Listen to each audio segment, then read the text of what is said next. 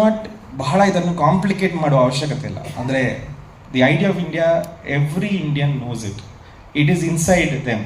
ಇದೇನು ದೊಡ್ಡ ಕಾಂಪ್ಲಿಕೇಟ್ ಮಾಡುವ ಅವಶ್ಯಕತೆ. ಅಂದರೆ ಇವರನ್ನು ಈ ಥರ ಪಿಂಚ್ ಮಾಡಿದ್ರೆ, ಅವರು ನನಗೆ ಪಿಂಚ್ ಮಾಡಿದ್ರೆ ನನಗೆ ಪೇಯ್ನ್ ಆಗ್ತದೆ, ಅವರನ್ನು ನಾನು ಪಿಂಚ್ ಮಾಡಿದ್ರೆ ಪೇಯ್ನ್ ಆಗ್ತದೆ. ಇದನ್ನು ಅರ್ಥ ಮಾಡಲಿಕ್ಕೆ ನಮಗೆ ದೊಡ್ಡ ಇದೆಲ್ಲ ಬೇಕಿಲ್ಲ. We already know all these things and that is why ನಾವು ದೇಶವಾಗಿ ನಾವು ಸರ್ವೇ ಮಾಡ್ತಾ ಇದ್ದೀವಿ. ಈಗ ಹಳ್ಳಿಗೆ ಹೇಗೆ ಸರ್ವೇ ಆಗ್ತಾ ಇದೆ, it survives because of certain internal understanding of this ideology.